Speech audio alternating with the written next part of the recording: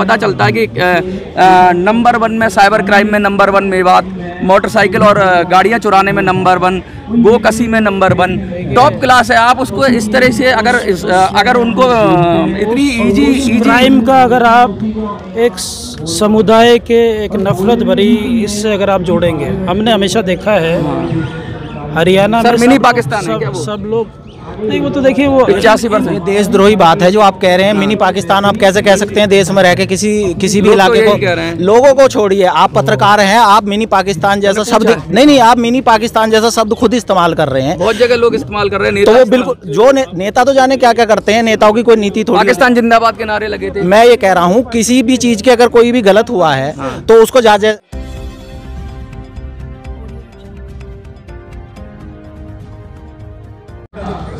मणिपुर जल रहा है, और मणिपुर जब जलता है तो वो ऐसा नहीं है कि मणिपुर के लोग ही उससे दुखी होते हैं। पूरे देश के युवा सोचते हैं कि क्या किया जाए, किस तरीके से इन घटनाओं को रोका जाए। जिस तरीके से हिंसा हो रही है मणिपुर में, महिलाओं के साथ हो रहा है। 3 दिन पहले अभी हुआ कि 3 लोगों को, मैताई कम्युनिटी के लोगों को मार दिया गया। उससे पहले हुआ कि कुकी कम्युनिटीज़ की महिलाओं के साथ अभद्रता हुई। तो मतलब ऐसा कोई पक्ष नहीं है जो पीड़ित ना हो, दोनों पक्ष ही पीड़ित हैं। और उसके विरोध में आज एनसीपी के जो युवा अध्यक्ष हैं राष्ट्रीय, वो जंतर मंतर पे हैं सैकड़ों लोगों की टीम के साथ। क्या इनका मन कहता है, क्या सोचते हैं और क्या होना चाहिए? सर, लगातार एनसीपी इस बात को उठाई रही थी कि भाई देश में सांप्रदायिकता का माहौल बन रहा है। अभी एनसीपी के अंदर भी बहुत सारी दिक्कतें हैं पार्टी के अंदर। आप युवा के अध्यक्ष हैं, तो क्या लगता है आपको क्या होना चाहिए? देखिए, जितनी भी दिक्कतें चल रही है उसका सबका कारण सिर्फ एक है, और वो है भाजपा। आज देश में जिस तरीके से एक सांप्रदायिक माहौल बनाया जा रहा है, हमें शर्म आती है कि हम उस जगह पे रह रहे हैं जहाँ पे एक जवान हमारे पूरे देश की रक्षा करता है, और हम लोग उसके घर की बहन बेटियों की रक्षा करने में असफल हो जाते हैं। आज मणिपुर ले लीजिए, हरियाणा ले लीजिए, हर जगह पे ये सांप्रदायिक माहौल, ये दंगे फसाद क्यों किए जा रहे हैं, ये समझना ज़रूरी है। भाजपा को ये पता है कि वो 2024 में लोग उनको नहीं जिताने वाले हैं, इसीलिए इस तरीके का माहौल बनाया जा रहा है। और हमें डर है कि इस तरीके का माहौल ये और पूरे देश में बनाया जाएगा, पोलराइजेशन के लिए, गंदी राजनीति के लिए। आपकी पार्टी के जो अब तक बड़े नेता थे, चाहे प्रफुल्ल पटेल की बात करें, चाहे आप करिएगा अजीत पवार जी की बात करें, बहुत सारे जो लोग थे, अब जब तक वो भाजपा का विरोध कर रहे थे, अब वो भाजपा के पक्ष में बात कर रहे हैं, उनको क्या कहेंगे? और अभी तक शरद पवार जी ने कोई ऐसा एक्शन नहीं लिया है, उनके खिलाफ बोला नहीं है, और अभी उन्होंने भी मंच शेयर किया है प्रधानमंत्री मोदी जी के साथ, तो उस पर क्या कहेंगे आप? तो ये दो अलग अलग बातें हैं। आज प्रफुल्ल पटेल जी हों, अजीत पवार जी हों, आज वो भाजपा के साथ गए हैं, वो एक अलग विषय है। पवार साहब ने एक सामाजिक कार्यक्रम में प्रधानमंत्री जी के साथ मंच शेयर किया है, वो एक अलग विषय है।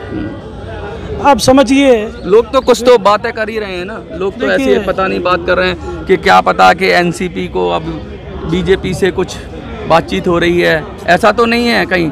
आप क्या कहेंगे? और अगर पार्टी का ऑर्डर आया या आदेश आया, आला कमान का आदेश आया, तब फिर क्या करेंगे आप? देखिए, ऐसा कोई ना लॉजिक बनता है, ना कोई जाने का कोई मतलब बनता है, और जाना होता तो पहले चले जाते थे।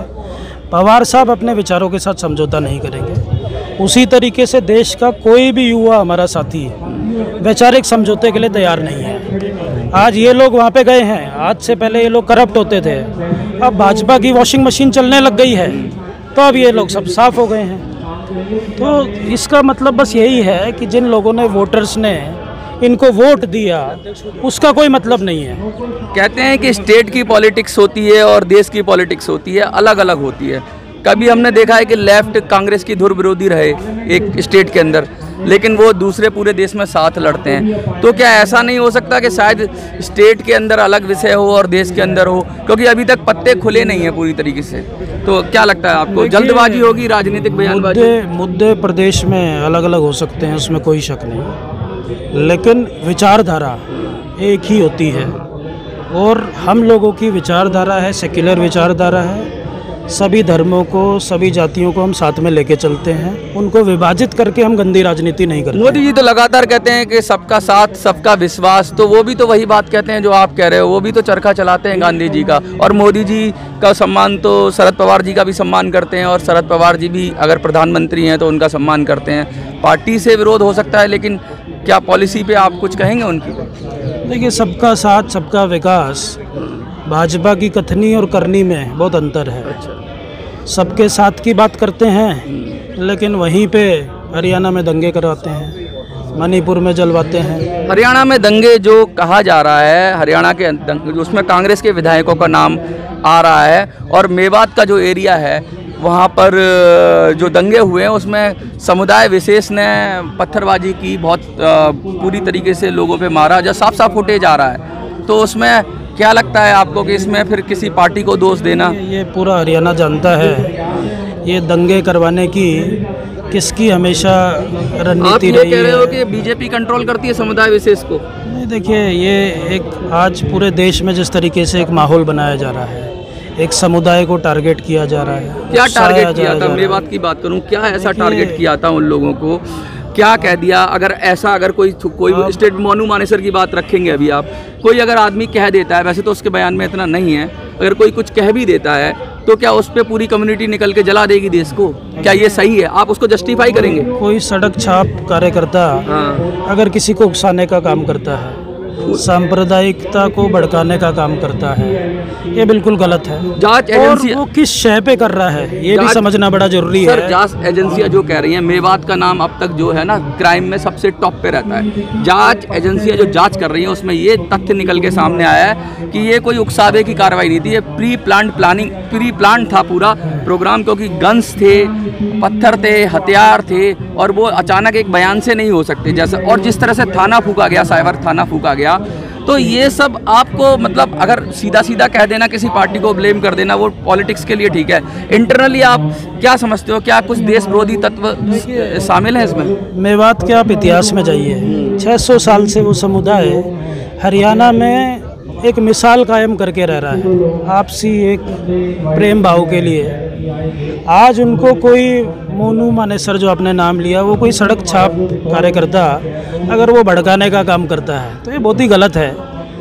और इस तरीके से अगर भाईचारा अगर वो खराब करेगा, आपको 92 और याद है सरकार में क्या हुआ था? 92 याद है? आपने 600 साल की बात कही, सरकार 1992 में पता है मेवात में क्या हुआ था? मैं अच्छे तरीके से जान रहा हूँ, और जिस तरीके से हैं, क्योंकि मैं आपसे पूछना चाहूँगा, आपने जिस तरह से जस्टिफाई किया ना एक चीज़ को, इतना अच्छा इतिहास नहीं रहा है जितना आप कह रहे हैं। और देश का क्राइम डाटा उठाएंगे ना तो पता चलता है कि नंबर 1 में साइबर क्राइम में नंबर 1 मेवात, मोटरसाइकिल और गाड़ियां चुराने में नंबर 1, गोकसी में नंबर 1, टॉप क्लास है। आप उसको इस तरह से अगर उनको इतनी इजी क्राइम का अगर आप एक समुदाय के एक नफरत भरी इससे अगर आप जोड़ेंगे, हमने हमेशा देखा है हरियाणा में मिनी पाकिस्तान है क्या वो? सब लोग नहीं, वो तो देखिए, वो 85% देशद्रोही बात है जो आप कह रहे हैं। मिनी पाकिस्तान आप कैसे कह सकते हैं देश में रह के किसी भी इलाके को? लोगों को छोड़िए, आप पत्रकार हैं, आप मिनी पाकिस्तान जैसा शब्द नहीं, आप मिनी पाकिस्तान जैसा शब्द खुद इस्तेमाल कर रहे हैं। बहुत जगह लोग इस्तेमाल कर रहे हैं। तो वो बिल्कुल जो नेता तो जाने क्या क्या करते हैं, नेताओं की कोई नीति थोड़ी। पाकिस्तान जिंदाबाद के नारे लगे थे। मैं ये कह रहा हूँ, किसी भी चीज के अगर कोई भी गलत हुआ है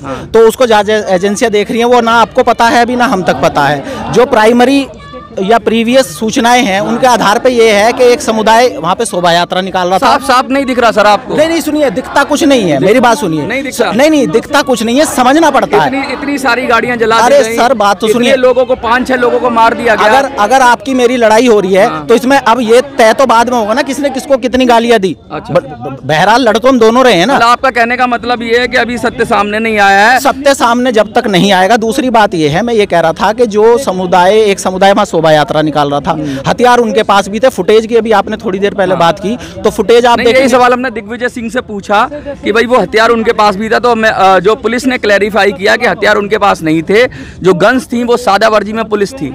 नहीं सुनिए, दिग्विजय सिंह कौन, कांग्रेसी नेता? कांग्रेस के नेता। देखिए वो तो दिग्विजय सिंह जाने, वो क्या उनका बयान है वो तो उस पर क्लैरिफाई। नेताओं को इस पे बयानबाजी से बचना चाहिए, पूरी तरह से किसी को क्लीन चिट देने से बचना चाहिए, पूरी तरह से बचना चाहिए, किसी को ब्लेम करने से भी बचना चाहिए। किसी भी समुदाय का, देखिए जो भी मरता है वो इंसान मरता है, जिसका नुकसान होता है वो इंसान का होता है। मेरा कहना ये है कि जांच एजेंसियां जांच कर रही है, उस पर कार्रवाई भी चल रही है, वो कोर्ट तय करेगा, इन्वेस्टिगेशन टीम तय करेगी। लेकिन बात ये, जो कुछ हुआ ये दुखद है देश के लिए, कोई भी समुदाय कर रहा है, किसी भी समुदाय ने पहल की हो। ये एनसीपी के लोग हैं और ये साफ साफ कह रहे हैं, महासचिव हूँ, राष्ट्रीय अल्पसंख्यक विभाग के राष्ट्रीय महासचिव है, लेकिन इन्होंने ये साफ साफ कहा कि जो भी हो रहा है वो गलत हो रहा है, चाहे कोई भी कर रहा है। इस देश के अंदर किसी को भी जलाने का अधिकार नहीं है, वो चाहे कोई कम्युनिटी हो, उसको इस तरीके से दंगे फैलाने का अधिकार नहीं बनता है। और सरकारें, ये बात तो सही है कि सरकारें उतनी त्वरित कार्रवाई नहीं कर रही हैं, अगर कर रही होती सरकारें तो शायद इन परिस्थितियों से बचा जा सकता था। लेकिन किसी समुदाय विशेष को क्लीन चिट दे देना ये भी ठीक नहीं है, क्योंकि सब जानते हैं कि दंगा किसने किया, क्यों किया और कैसे हुआ। देखते रहिए मिनी संसद।